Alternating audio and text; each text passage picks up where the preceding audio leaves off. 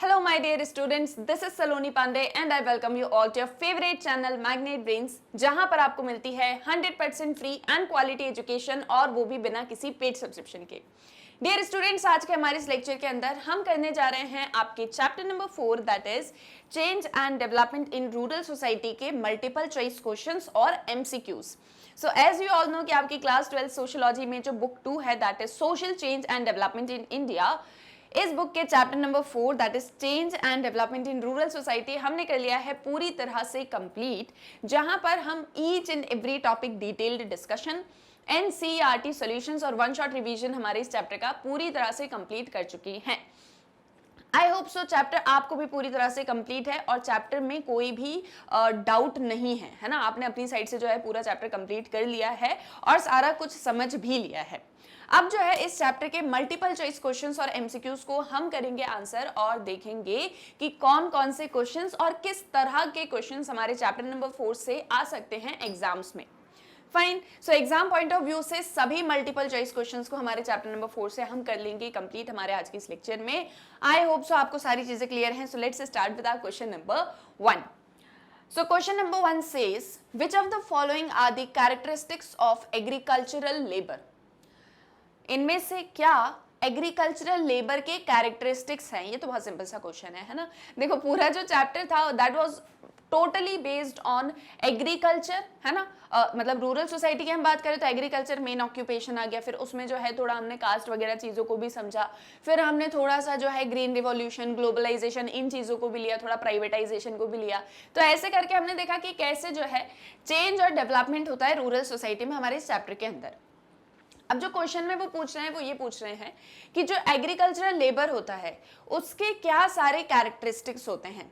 Okay, and the options are, they own no land of their own, उनका खुद का कोई लैंड नहीं होता। दे वर्क फॉर अदर्स, वो दूसरों के लिए काम करते हैं। Option C, they are more often paid less wages that is below the statutory minimum wages. Most of the time even उनको जो वेजेस दिए जाते हैं वो बहुत ही कम होते हैं। इवन जो स्टैट्यूटरी मिनिमम वेज है होना चाहिए उससे भी कम। Like for example per day someone must be given 500 rupees, है ना, फॉर हिज वर्क और for his labour, but they are giving them 250 और 300। फाइन, सो मिनिमम जो है मतलब लेस वेजेस दिए जाते थे। या option D, all of the above. मुझे नहीं पता करेक्ट आंसर क्या है, आपको बताना है, ठीक है। इनमें से क्या जो है एग्रीकल्चरल लेबर के कैरेक्टरिस्टिक्स हैं। And I hope so it is very obvious, yes it is option D, all of the above. ये सभी एग्रीकल्चरल लेबर के कैरेक्टरिस्टिक्स होते हैं, ठीक है। उनका खुद का कोई लैंड नहीं होता और जब खुद का उनका कोई लैंड नहीं होता है तो वो दूसरों के लिए वर्क करते हैं, उनकी लैंड पे जाके जो है अपना लेबर प्रोवाइड करते हैं और जनरली उनका एक्सप्लॉइटेशन होता है उनको कम वेजेस देके। Fine, clear. सो इसीलिए करेक्ट आंसर क्या होगा हमारा option D, that is all of the above. I hope so ये सारी चीजें आपको क्लियर हैं। ओके, आगे बढ़े। चलो अब आ जाते हैं हमारे नेक्स्ट क्वेश्चन पे, that is question number 2।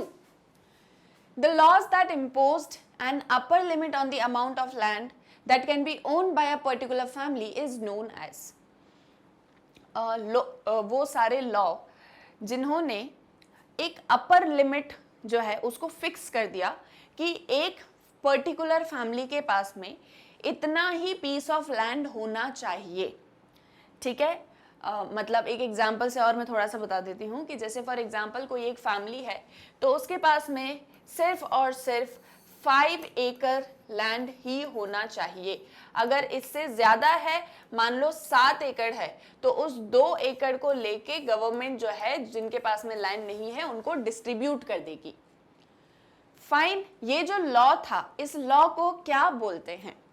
And the options are abolition of zamindari system, tenancy abolition and regulation act, land ceiling act और रेयतवारी सिस्टम। क्या है करेक्ट आंसर इसमें बताओ मुझे, ए बी सी और डी। आंसर आपको बताना है मुझे कमेंट सेक्शन में जल्दी से, ठीक है, कि ये जो एक एक्ट या एक जो लॉ आया था इसका नाम क्या था जहां पर अपर लिमिट जो है उसको सेट कर दिया गया था। And from options A B C and D the correct answer is, yes very good, it's option C, that is land ceiling act.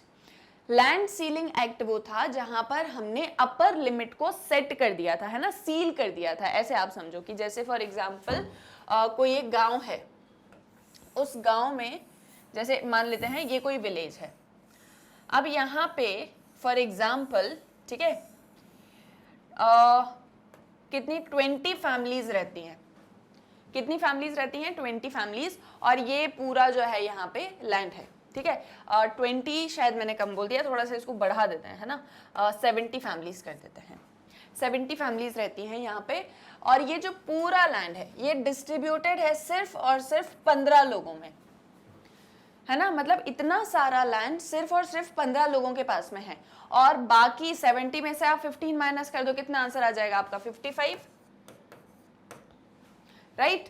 तो 55 लोगों के पास में कोई लैंड नहीं है, तो गवर्नमेंट ने कहा कि ये तो बड़ा डिस्क्रिमिनेशन है, ऐसे तो हम डेवलपमेंट कर ही नहीं पाएंगे, तो उन्होंने कहा कि एक जो है लिमिट सेट कर दो सबके लिए। जैसे फॉर एग्जांपल मान लेते हैं कि ये जो पूरा लैंड है ये 140 एकर्स है, कितना है, 140 एकर्स, तो हमने कहा कि 70 फैमिलीज में इक्वल डिस्ट्रीब्यूशन होगा और सबको जो है 2 एकड़ मिलेगा,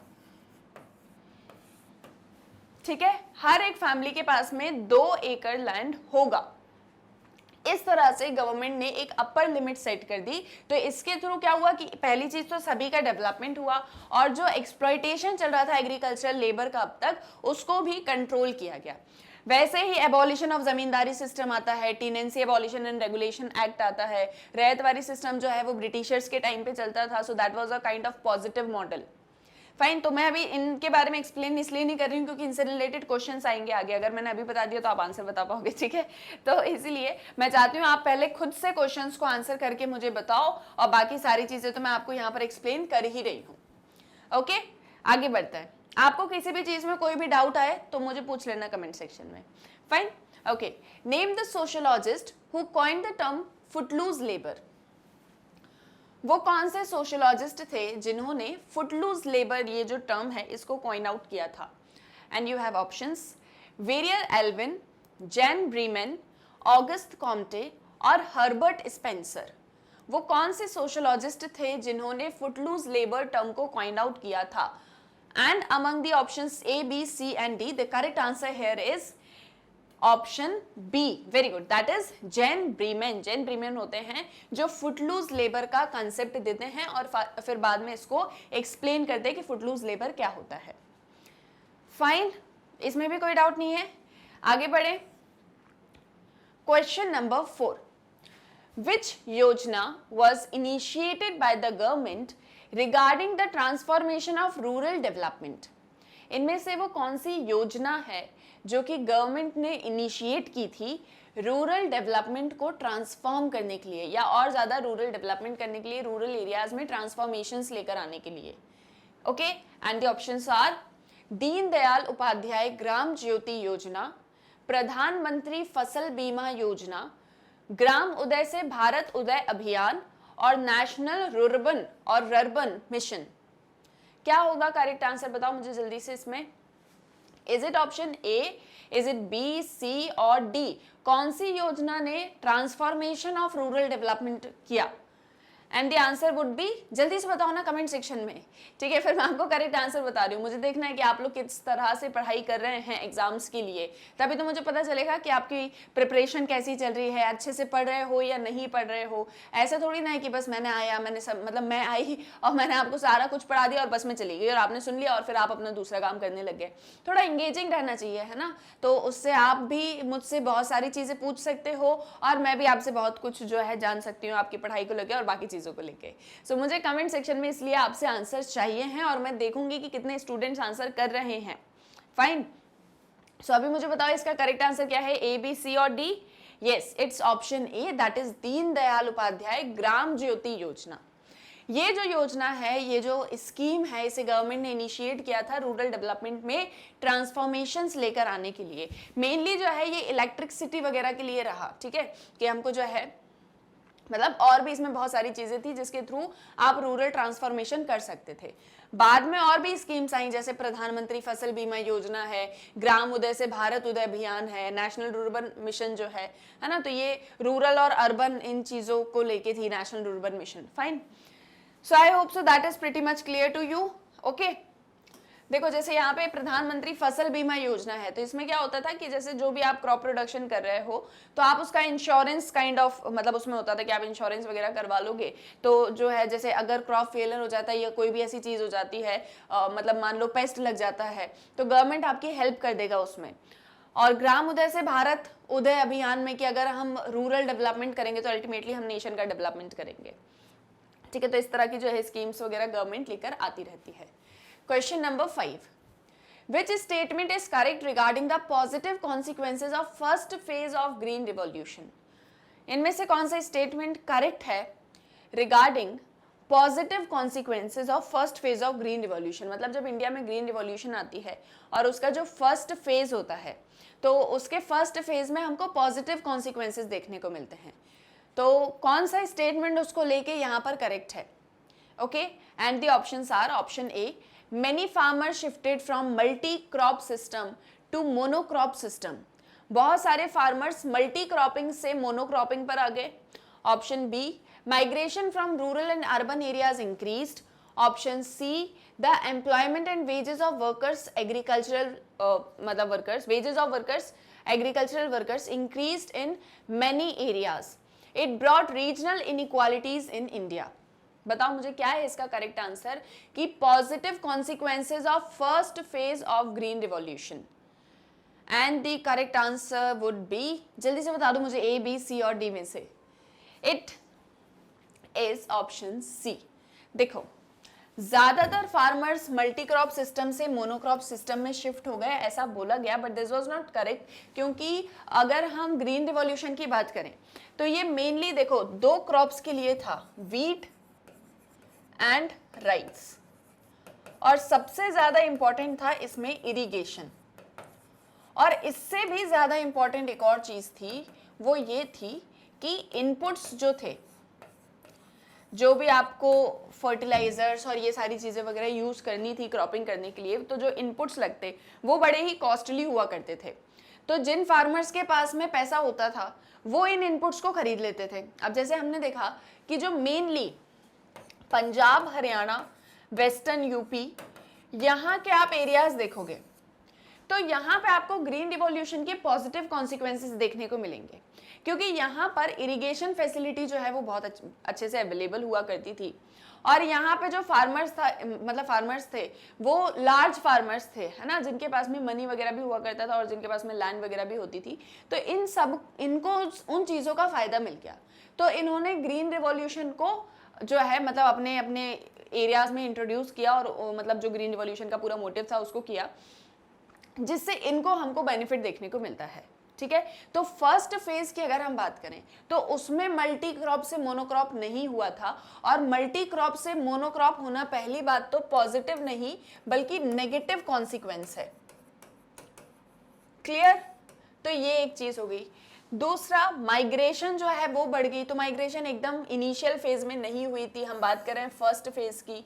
इनिशियल फेजेस में उतना माइग्रेशन हमको देखने को नहीं मिला, एंड इससे रीजनल इनइक्वालिटीज आई, ये सेकेंड फेज में आता है। और अगेन ये भी एक नेगेटिव कॉन्सिक्वेंस है कि ग्रीन रिवॉल्यूशन के आने की वजह से रीजनल इनइक्वालिटीज बढ़ गई, कि जैसे कुछ कुछ एरियाज थे like Punjab, Haryana, western UP, ये सारे के सारे ग्रो कर गए, है ना, लेकिन कुछ और भी एरियाज थे वहां पर इसका उतना ज्यादा बेनिफिट देखने को नहीं मिलता है। थर्ड ऑप्शन क्यों करेक्ट है? क्योंकि एम्प्लॉयमेंट और वेजेस जो थे वर्कर्स के वो बढ़ जाते हैं बहुत सारे एरियाज में। तो हम देख ही रहे हैं कि इन एरियाज में जब ग्रोथ होगी, ग्रीन रिवॉल्यूशन के पॉजिटिव कॉन्सिक्वेंसेस देखने को मिलेंगे, तो अल्टीमेटली जो वर्कर्स उस फील्ड पे काम कर रहे हैं उनके वेजेस भी ज्यादा होंगे, क्योंकि जो पर्सन है उसको प्रॉफिट ज्यादा हो रहा है, और साथ ही साथ में ज्यादा लोगों को एम्प्लॉयमेंट मिलेगा, क्योंकि इसमें ज्यादा लोगों की जो है जरूरत थी, बहुत तेजी से जो है प्रोडक्शन हो रहा था, काइंड ऑफ बम्पर प्रोडक्शन हो रहा था। फाइन, सो इसीलिए हमारा जो आंसर सी है, that is the employment and wages of workers और agricultural workers increased in many areas, this is the correct answer here. Clear? इसमें तो कोई डाउट नहीं है, समझ में आई ये चीज यहां तक? ठीक है, आगे बढ़ें। Okay, Question number 6. In which among the following states farmer suicides have become very common? So इनमें से कौन से स्टेट्स हैं जहां पर फार्मर सुसाइड के जो केसेस हैं वो बहुत ही ज्यादा कॉमन है? And the options are Maharashtra and Karnataka, Kerala and Andhra Pradesh, या डिफरेंट पार्ट्स ऑफ इंडिया, या all of the above. So वो कौन कौन से स्टेट्स हैं जहां पर फार्मर सुसाइड की केसेस हमको सबसे ज्यादा देखने को मिलते हैं? And the correct answer here is yes, very good, it is option D, that is all of the above. देखो महाराष्ट्र और कर्नाटक जो है यहाँ पर हमको डोमिनेंटली देखने को मिले, ठीक है, मतलब जो केसेस हैं. लेकिन अगर हम बात करें कि मतलब एज अ इंडिया में पूरे में ही, तो देखो महाराष्ट्र, कर्नाटक, केरल, आंध्र प्रदेश और इंडिया के कुछ और भी पार्ट्स लाइक एमपी वगैरह आप ले लो, तो यहाँ पे फार्मर सुसाइड के केसेस बड़े ही कॉमन होते हैं. Fine. Question number 7. The redistribution of property rights on the land for the benefit of small farmers and agricultural laborers, it includes two types of institutional changes. One relates to agrarian relation and the other to the size of the unit of cultivation. तो जो redistribution होता है property rights का on the land, वो small farmers और agricultural labourers के benefit के लिए होता है. इसमें दो तरह के इंस्टीट्यूशनल चेंजेस होते हैं. पहला तो एग्रीकल्चरल रिलेशंस में चेंजेस होते हैं और दूसरा कितने साइज या कितनी यूनिट के ऊपर आप कल्टीवेशन करोगे, ठीक है. It is necessary not only to boost agricultural growth but also to eradicate poverty in rural areas and bring about social justice. अब ये चीज सिर्फ और सिर्फ एग्रीकल्चरल ग्रोथ के लिए ही जरूरी नहीं थी, बल्कि पावर्टी को अगर हमको खत्म करना है रूरल एरियाज से, तो उसके लिए भी बहुत ज्यादा इंपॉर्टेंट थी और इवन सोशल जस्टिस के लिए भी इंपॉर्टेंट थी. The phenomena talked about in the above passage is known as. इस एक चीज में जो पूरी मतलब इस पूरे पैसेज में बात की गई है वो किस फिनोमेना के बारे में बात हम कर रहे हैं? Okay, and the options are agriculture, land reforms, green revolution, globalization. आप एक बार और इसको अच्छे से रीड करो और फिर मुझे बताओ कि इसका करेक्ट आंसर क्या होगा. The phenomena talked about in the above passage is known as, and the answer would be yes, come on. Yes, it is option B, that is land reforms. यहाँ पर जो बात हो रही है वो किस एक चीज को लेके हो रही है? लैंड रिफॉर्म्स को लेके. तो इंडिया में आफ्टर इंडिपेंडेंस लैंड रिफॉर्म्स की बात की जाती है, जहां पर हम क्या डिस्ट्रीब्यूट कर रहे हैं? Redistribution of property rights on the land. Land पर किसके कितने प्रॉपर्टी राइट्स होंगे उसको रीडिस्ट्रीब्यूट कर रहे हैं. इससे बेनिफिट किसको मिलेगा? स्मॉल फार्मर्स को और एग्रीकल्चरल लेबरर्स को. दो तरह के चेंजेस होंगे. पहला एग्रीकल्चरल रिलेशन में, कि पहले जैसे ऐसा था कि कोई एक पर्सन है, जमींदार है, जिसके पास में ढेर सारा लैंड हुआ करता था और उसकी लैंड पे कुछ लेबरर्स वर्क कर रहे होते थे. अब उसी लेबर के पास में भी लैंड होगी, है ना. तो पहला तो ये रिलेशन में चेंज होगा और दूसरा साइज ऑफ कल्टीवेशन, की पहले शायद कोई 20 एकड़ पे अपना जो है कल्टीवेशन किया करता था, अब शायद उसको 5 या 7 एकड़ पर ही करना पड़ेगा. और ये नेसेसरी भी था क्योंकि एग्रीकल्चरल ग्रोथ भी हमको करनी थी, रूरल एरिया से पावर्टी भी हमको हटानी थी और साथ ही साथ में हम चाहते थे कि सोशल जस्टिस भी हो. ऐसा ना हो कि किसी के पास में बहुत सारे रिसोर्सेज हैं तो किसी के पास में बिल्कुल ही नहीं है ना. तो इन सारी चीजों को इरेडिकेट करने के लिए, एग्रीकल्चरल ग्रोथ को बूस्ट अप करने के लिए लैंड रिफॉर्म्स इंडिया में इंट्रोड्यूस किए जाते हैं. और 4 लैंड रिफॉर्म्स आते हैं. Abolition of zamindari system, tenancy, ठीक है, रेगुलेशन एक्ट, या फिर टेनेंसी एबॉलिशन एक्ट, और इसी के साथ में लैंड सीलिंग एक्ट, और साथ ही साथ में consolidation of land holdings. Fine. तो ये 4 जो है मेजर लैंड रिफॉर्म्स हमारे यहाँ पर किए जाते हैं. I hope so that is clear to you. Next question. Dash are essentially the government's declared minimum procuring prices for agricultural products for a given year. It is primarily done to protect farmers from the potential losses and to maintain a consistent price level. देखो, dash कुछ मतलब इनमें से जो भी बताया जा रहा है, ठीक है, वो आपको बताना है. वो गवर्नमेंट डिक्लेयर करती है, उसके मिनिमम प्रोकरिंग प्राइसेस होते हैं एग्रीकल्चरल प्रोडक्ट्स के लिए, कि एक साल में वो ये एग्रीकल्चर प्रोडक्ट्स को इतने इतने दाम पर खरीदेगी. और ये मेनली इसलिए किया जाता है ताकि हम फार्मर्स को प्रोटेक्ट कर सकें, कि उनको लॉस ना हो और साथ ही साथ में कंसिस्टेंट प्राइस लेवल बना रहे, कि ये चीज इतने पर ही सेल होनी चाहिए, इससे नीचे ना जाए, क्योंकि अल्टीमेटली उससे फार्मर का ही एक्सप्लॉइटेशन होता है. तो किसकी बात यहाँ पर हो रही है? ठीक है.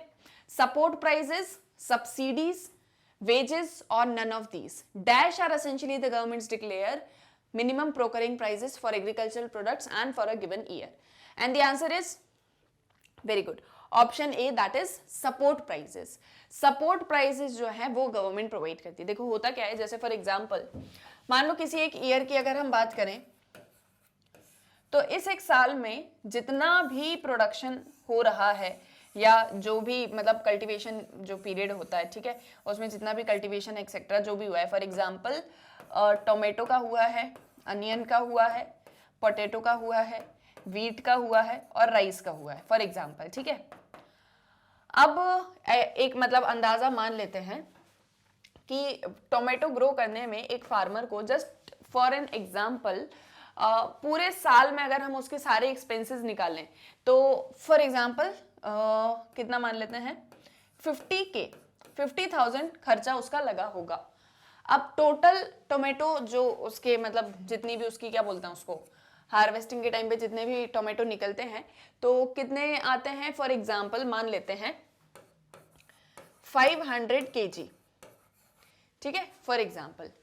अब 500 kg अब ये मार्केट में इसको सेल आउट करने के लिए जाएंगे। अब देखो जनरली होता क्या है कि उनको तो अपना पूरा पैसा चाहिए, है ना। अब उनको उनका अगर पूरा पैसा चाहिए है तो जैसे मतलब जितना भी उनने लगाया है 50,000 अगर उनका पैसा लगाया तो 500 किलो को वो बेचेंगे और बेच के फिर वो ये 50,000 से ज्यादा ही कमाएंगे ताकि उनको प्रॉफिट भी तो होगा, है ना। तो गवर्नमेंट क्या करती है, उनको एक सपोर्ट प्राइस प्रोवाइड करती है, ठीक है, एक MSP that is minimum procuring price, ठीक है। एमएसपी मतलब मिनिमम सपोर्ट प्राइस होता है बेसिकली। तो गवर्नमेंट क्या करती है, जैसे वो बोल देगी कि आप 1 kg या मतलब 1 या 1 kg टोमेटो जो है आप कितने में प्रोकर करोगे, मतलब एटलीस्ट आपको उसके 30 रुपीज तो देने ही देने हैं फॉर एग्जाम्पल, ठीक है। गवर्नमेंट ने कहा कि 30 रुपीज से कम तो बिकना ही नहीं चाहिए, ठीक है, और गवर्नमेंट भी इसी रेट में जो है वो प्रोकर कर लेती है। तो एक तरह से फार्मर्स को सपोर्ट भी मिल जाता है ना। ऐसा भी नहीं है कि उनका जो है इतना सारा प्रोडक्शन हुआ है तो वो सारा का सारा वेस्ट चला जाएगा, क्योंकि बहुत सारे फार्मर्स होते हैं जो जनरली बिग सिटीज में आके या जो है ऐसे सेल आउट नहीं कर पाते हैं। जैसे कुछ फार्मर्स होते हैं उनके पास में ट्रैक्टर्स वगैरह या सारी चीजें, तो वो चले जाते हैं सेल आउट करने के लिए बाहर तक और उनका अच्छा खासा पैसा मिल जाता है, लेकिन सभी को नहीं मिलता है ना, क्योंकि हमारे यहाँ स्मॉल मीडियम फार्मर्स वगैरह भी हैं। तो उनको सपोर्ट करने के लिए गवर्नमेंट जो है वो सपोर्ट प्राइसेस लेकर आती है ताकि फार्मर्स को किसी तरह का कोई लॉस ना हो और एक कंसिस्टेंट प्राइस लेवल जो है वो बना रहे। Clear? Okay. Question number 9, dash is a term that refers to the structure और डिस्ट्रीब्यूशन ऑफ लैंड होल्डिंग्स। कौन सा टर्म है जो बोलता है कि स्ट्रक्चर या डिस्ट्रीब्यूशन ऑफ लैंड होल्डिंग्स के बारे में बताता है? Industrial structure, agrarian structure, infrastructure, urbanisation. Yes, it is very clear, option B that is agrarian structure. I hope so ये बेसिक्स क्लियर हैं आपको, है ना, ये कि किसी चीज की कोई डेफिनेशन या उसका मीनिंग उस टर्म का, है ना, कौन से ईयर में कौन सी चीज हुई है या उस टाइम पे किसी पर्सनालिटी की अगर हम बात करें तो उनका नाम आपको पता है उससे रिलेटेड। आई मीन जैसे चैप्टर में आपको कोई डेफिनेशन दी है, जैसे फॉर एग्जांपल अग्रेरियन स्ट्रक्चर क्या होता है तो that you know, like for example कहा गया कि ग्रीन रिवॉल्यूशन इस ईयर से स्टार्ट होती है या पहला फेज यहाँ पे या सेकंड। तो ये क्या फैक्चुअल चीजें हैं जो आपको पता होनी चाहिए, है ना। अब जैसे कोई स्कीम आई है तो स्कीम कौन लेकर आया, जो जितना इंफॉर्मेशन आपके एटलीस्ट आपके टेक्स्ट में दिया है वो तो आपको पता ही होना चाहिए। यही वो फैक्चुअल चीजें हैं जो बहुत बार क्वेश्चंस में आ जाती हैं। अगर इतना हमको बेसिक पता है तो हम इजीली सभी क्वेश्चंस को आंसर कर सकते हैं, है ना। कंसेप्ट वाली चीज तो ऐसी है कि आपको कंसेप्ट अगर क्लियर है तो you can answer it, but जो चैप्टर में से चीजें आ जाती हैं, आप बिल्कुल जैसे हमारा जो चैप्टर है उसी में से उन्होंने एक आध कोई लाइन उठा ली, जैसे agrarian structure refers to the structure and distribution of land holdings. अब उन्होंने अग्रेरियन स्ट्रक्चर को हटा दिया और बाकी आपको जो है क्वेश्चन के फॉर्म में पूछ लिया। तो अगर ये आपने चैप्टर में रीड किया होगा तो आप इसको आंसर कर सकते हो और आपका कंसेप्ट क्लियर है इसको लेके तो आप आंसर कर सकते हो। फाइन। सो अग्रेरियन स्ट्रक्चर का मतलब होता है स्ट्रक्चर या डिस्ट्रीब्यूशन ऑफ लैंड होल्डिंग्स, मतलब लैंड होल्डिंग्स को डिस्ट्रीब्यूट करना। तो जैसे जो हमने लैंड रिफॉर्म्स वगैरह पढ़े थे वो इसी के अंदर पढ़े थे। Fine. Okay, which of the following festival is celebrated by farmers in Tamil Nadu. Tamil Nadu के जो फार्मर्स होते हैं वो कौन सा फेस्टिवल सेलिब्रेट करते हैं? Pongal, Bihu, Baisakhi, Ugadi. It is very obvious, yes it is option A that is Pongal. वो जो है अपना हार्वेस्टिंग सीजन वगैरह जो होता है उसको सेलिब्रेट करते हैं, पोंगल उसको बोलते हैं। और बाकी जो जैसे बैसाखी है वो पंजाब वगैरह में होता है, बिहू आप देखो कि असम वगैरह नॉर्थ ईस्टर्न स्टेट्स में हमको देखने को मिलेगा, है ना। तो इस तरीके से नाम भले ही अलग हैं पर सभी उसको सेलिब्रेट किया करते हैं, है ना। जैसे हमारे यहाँ पे वो एक और फेस्टिवल होता है ना, क्या बोलते हैं उसको, देखो मेरी मेमोरी जो है वो बड़ी वीक है नामों को लेके, बट जनवरी में हम सेलिब्रेट करते हैं जिसको क्या बोलते हैं, चलो मेरे को याद आएगा तो बताऊंगी फिर। अभी क्वेश्चन नंबर 11 पर आ जाओ। Green revolution refers to modernisation of education, modernisation of cattle breeding, modernisation of agriculture और modernisation of film industry. Green revolution में क्या हुआ था? एजुकेशन का मॉडर्नाइजेशन, कैटल ब्रीडिंग का मॉडर्नाइजेशन, एग्रीकल्चर का मॉडर्नाइजेशन, फिल्म इंडस्ट्री का modernisation. Very simple and very simple answer option C, that is modernisation of agriculture. ठीक है, इसमें कोई डाउट नहीं है। Okay, question number 12, examples of dominant land owning caste are. Dominant land owning caste कौन कौन सी रही? मतलब कि वो कास्ट जिनके पास में बहुत सारा लैंड हुआ करता था और वही डोमिनेट करती थी उन रीजन्स में। Jats and Rajputs of UP, Vokkaligas and Lingayats in Karnataka, Kammas and Reddys in Andhra Pradesh, या ऑल ऑफ द अबव। क्या होगा correct answer?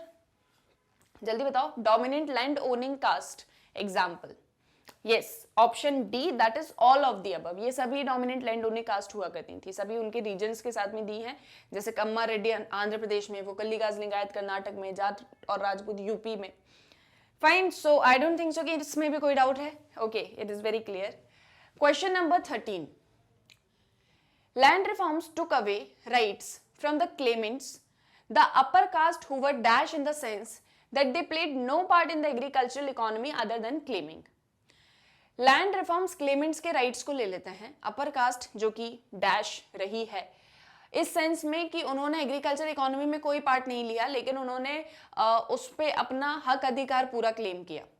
Options, tenants, absentee landlords, dominant caste, political leaders. आप एक बार और इसको सेंटेंस को अच्छे से रीड आउट करो और ऑप्शंस के साथ में देखो, आपको समझ में आएगा। मतलब मैंने तो आपको एक्सप्लेन किया, पर आप एक बार और रीड करोगे तो आप इसका आंसर बहुत इजीली देख पाओगे। And the answer is option B, that is absentee landlords. देखो, जो ये अपर कास्ट थी ना हमारी, ये रही है एब्सेंटी लैंडलॉर्ड्स। मतलब इनका ये है कि अपर कास्ट को ब्रिटिशर्स ने क्या किया, लैंड राइट्स दे दिए। इनको कल्टीवेशन के बारे में कुछ नहीं आता था, ठीक है, लेकिन इनको लैंड राइट्स मिल गए तो ये उस पे इन्होंने लेबर्स वगैरह को लगा दिया, कल्टीवेशन पूरा करवाते थे। मतलब खुद कोई मैनेजमेंट नहीं करते थे, लेकिन जितना भी उससे प्रॉफिट मिलता था वो सारा का सारा लेके शहरों में जाके रहने चले जाते थे। ठीक है, तो ये ऐसे लैंडलॉर्ड्स थे जो प्रेजेंट नहीं रहते थे लेकिन क्लेम पूरा करते थे। Therefore land reforms took away right from the Clements, the upper caste who were absentee landlords in the sense that they played no part in the agricultural economy but they have claimed, ठीक है, कि उनका जो भी profit या जो भी उनको मिलना चाहिए पैसा। फाइन, क्लियर, यहां तक सारी चीज समझ में आ गई। ठीक है, इतने में तो कोई डाउट नहीं है यहां तक जितने क्वेश्चंस को हमने आंसर किया। So this is about your MCQs. हम और भी क्वेश्चंस को लेके मिलेंगे हमारे नेक्स्ट कमिंग लेक्चर्स में। यहां तक आपको सारी चीजें समझ में आई हैं या नहीं आई हैं? ठीक है, इनमें कोई डाउट है? आपको ये समझ में आ गया कि क्वेश्चंस आपको कैसे पूछे जाएंगे, किस तरह के क्वेश्चंस एग्जाम्स में आ सकते हैं। And one of the very important thing is only कि आपको चैप्टर्स को रीड करना है।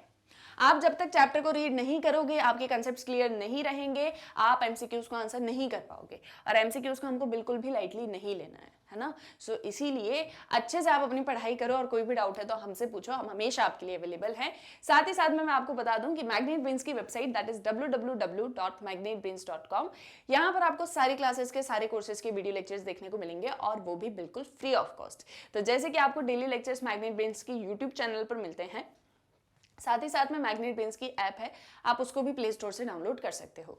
इसके अलावा जो मैग्नेट ब्रेन्स की वेबसाइट है दैट इज www.magnetbrains.com, यहाँ पर आपको सारे कोर्सेज, सारी क्लासेस और सारे वीडियो लेक्चर्स देखने को मिलेंगे बिल्कुल free of cost. Just course पर क्लिक करना, क्लास पर क्लिक करना, सब्जेक्ट्स, चैप्टर्स, जैसे ही आप क्लिक करते जाओगे वॉच नाउ पर, आपके सामने वीडियो लेक्चर ओपन हो जाएगा। सारी चीजें एक सीक्वेंशियल मैनर में मिल जाएंगी बिना किसी दिक्कत परेशानी के। तो बहुत ही इजीली आप सब कुछ एक्सेस कर सकते हो और आपको ढूंढने में कोई दिक्कत भी नहीं होगी। And everything is just free of cost with quality and best of the teachers. हम यहाँ पर आपको ना ही कोई कूपन बेचेंगे और ना ही आपसे कोई पेड सब्सक्रिप्शन लेंगे। So you can very easily access Magnet Brains. तो अपने फ्रेंड्स और रिलेटिव्स को भी मैग्नेट ब्रेन्स के बारे में बताओ ताकि वो भी इस 100% फ्री एंड क्वालिटी एजुकेशन को एक्सेस कर सकें। इसी के साथ में आप मैग्नेट ब्रेन्स को इंस्टाग्राम, फेसबुक, ट्विटर और टेलीग्राम सभी पर एक्सेस कर सकते हो। साथ ही साथ में मैग्नेट ब्रेन्स के नोट्स भी आपको मिल सकते हैं। वेबसाइट पर भी अगर आप देखोगे राइट साइड में टॉप में, तो आपको रेड कलर का एक आइकन दिखेगा, जहां से आप वेबसाइट पर ही हमारे मैग्नेट ब्रेन्स नोट्स को एक्सेस कर सकते हो और नोट्स ले सकते हो। इसके अलावा नोट्स का लिंक आपको इस वीडियो के डिस्क्रिप्शन बॉक्स में भी मिल जाएगा। बिसाइड्स मैग्नेट ब्रेन्स के किंडरगार्टन से लेके क्लास 12 तक के बुक्स एंड ई बुक्स भी अवेलेबल हैं, तो अगर आपको वो भी चाहिए तो उसके लिए भी आपको डिस्क्रिप्शन में एक फॉर्म फिल करना है और हमारी टीम आपसे कांटेक्ट कर लेगी। सो यहाँ पर ये जो नोट्स हैं हाई क्वालिटी कंटेंट हैं, जहाँ पर आपको डिफरेंट कैटेगरीज मिल जाएंगी, like sample question papers, MCQ, theory and many more. तो जो भी बुक आपको चाहिए है आप वो भी ले सकते हैं। तो each and everything is available on magnet brains. आप बस अपनी अच्छे से पढ़ाई करो और कोई भी डाउट है तो वो हमसे पूछो। इसी के साथ में अब हम मिलेंगे हमारे नेक्स्ट वीडियो लेक्चर्स में। वीडियो पसंद आया है तो जल्दी से कर दो लाइक, शेयर एंड सब्सक्राइब, और आप अपनी अच्छे से पढ़ाई करो। All the very best for your exams and for more updates stay tuned with magnet brains. Thank you very much.